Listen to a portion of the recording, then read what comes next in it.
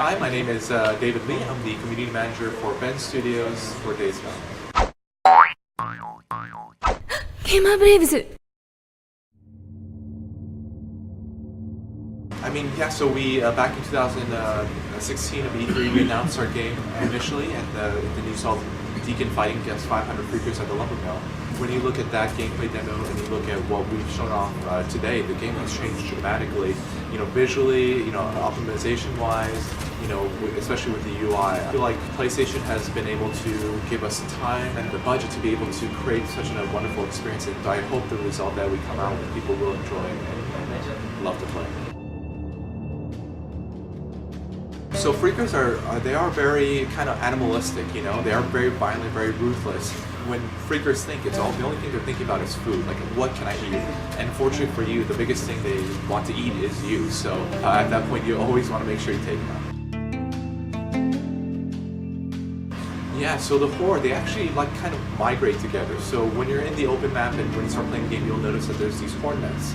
And the Horde will always be in three different areas. Either they're sleeping, or they're migrating to where they're drinking, or they're migrating to where they want to eat something. So depending on the day of time, you always want to be aware of where the Horde is, because you could just be driving your bike and realize you'll bump into like a Horde of 300 and you'll probably can't escape. So. The clear freaker nest, the easiest and most effective is a Molotov, but at that point there might be other weapons that allow you to do it, but really fire is the key to clearing freaker nests.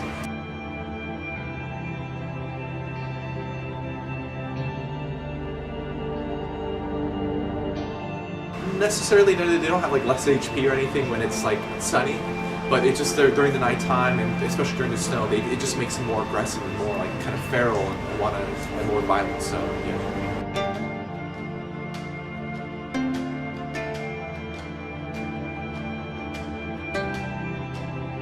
Yeah, and you want those ears to collect because they're actually currency used at multiple camps. So Horde ears are very important in this world's economy. I don't believe so, but I'll take that feedback to the office. The Rippers, they have their areas that are well known to everyone, because the second you see a Ripper, either you're gonna die or you're gonna barely escape. So right now within the game, you know, there are these set locations to where these camps are, where the Rippers are, and things like that. So you just once you're aware of them, you'll know where they are.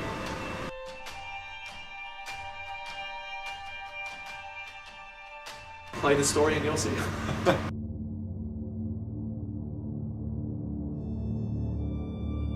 With the version we have now, you don't have too many of those decisions in the main storyline to take, but you know, as you're riding the open road, there's a chance you will see survivors. You will see these scenarios where you have the chance to think, okay, am I going to use my resources? Am I going to take the risk to save these survivors? Will they supply me something good, or will they just have nothing? So it is that player choice that we're going to give you guys to make those decisions with the kind of moment-to-moment gameplay. It does not affect the main storyline. The main storyline is kind of set, and that's kind of the story our creative director wanted to tell. But really, it's on the onus of the player to whether they decide whether they want to be a good person or kind of an asshole. I think the main story kind of will give that information to you. We have announced DLC, but we haven't really announced what that DLC is yet. So I'd keep an eye out for that. But with the main story, yeah, that should be sufficient enough to tell you the characters' backstories and make you care about them and want to learn more about them.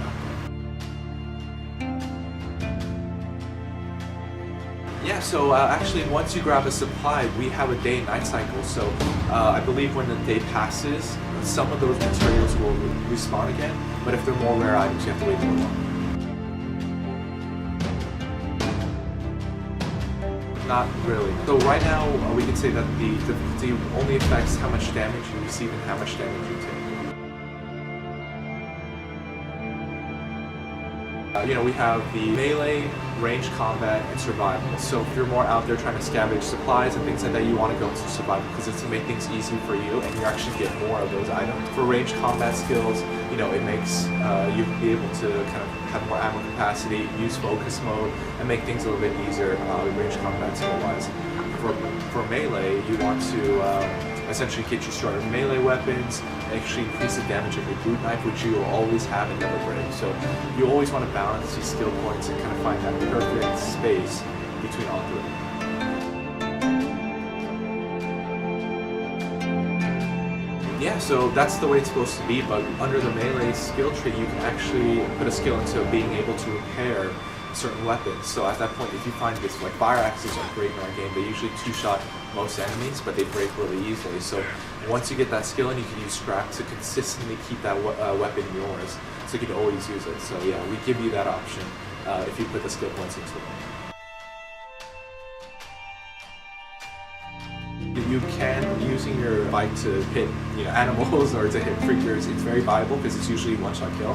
Not through the skill tree, but through Copeland's camp or through the cabinets. You can get a better frame, you can add more durability to your bikes, so you can make your bike kind of like a ramming machine a little bit if you want.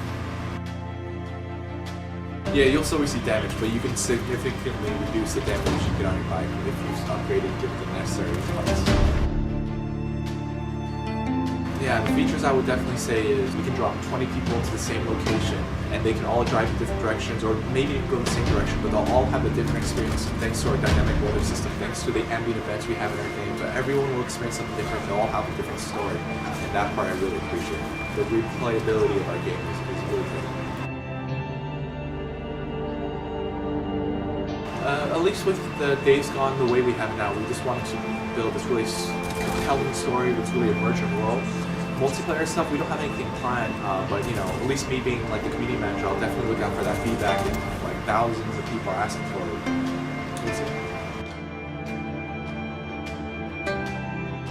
Well, I haven't tried the maximum. I've done up to like 10 plus. If you stay back and you position yourself, yeah, I've been able to mark them all.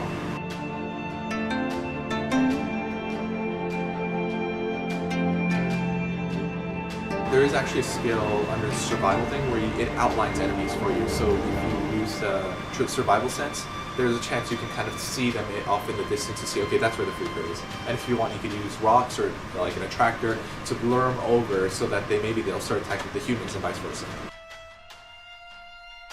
Yeah, Days Gone launches on April 26th. We hope to see you there on launch day. Thank you.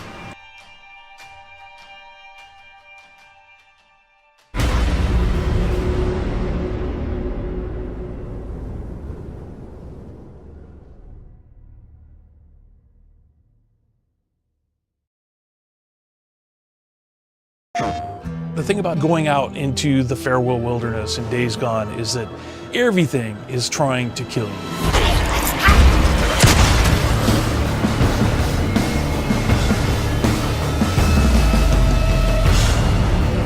Days Gone is a world that comes for you. It's a world that is dangerous everywhere you go. We set Days Gone in that world because we hadn't seen it a lot in video games, and it brought something to the experience that we really, really needed. The danger comes from not just the freakers, but it comes from marauders who want to snipe you off your bike. It comes from the weather that will make it impossible for you to stay on a muddy trail. The world changes after dark. More freakers come out. It's brutal and it's harsh. It can be rough sometimes. Freakers are human beings who were infected by a virus that killed the world. Freakers are alive and they are mutated. And one of the key storylines in Days Gone is they are continuing to mutate. They are changing even as you play the game. We have several types of freakers in the game. Each one of them has their own challenges. Swarmers, for example, are adult males and females, and they tend to roam in groups. They are very, very strong and very hard to kill. And the Screamer, what she has is a sort of verbal attack. She will bring in swarms, and when you hear this scream that it makes, basically puts an effect on the world and makes it awfully hard to escape. We have the Breaker, which is like a big brute. You're gonna run into infected animals. Rest in Peace is a cult that worships the freakers. The Rippers want to be like the freakers. They dress like them, they scar themselves. Because the Rippers worship the freakers, they won't attack them. When you're playing Days Gone, you just have to be aware of everything around you all the time. We really wanted to build a world that was dangerous. You can explore, it's beautiful, but what if that world was always trying to kill you?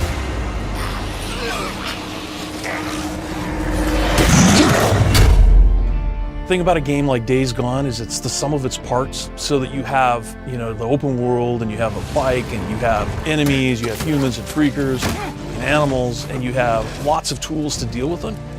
The high desert of Central Oregon is sort of built for the kinds of traversal that we really wanted to explore.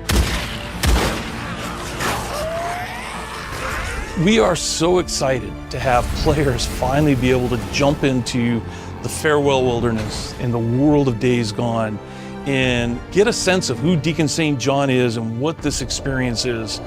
So when this thing comes out on April 26th, we are just so excited to see what you think about this world.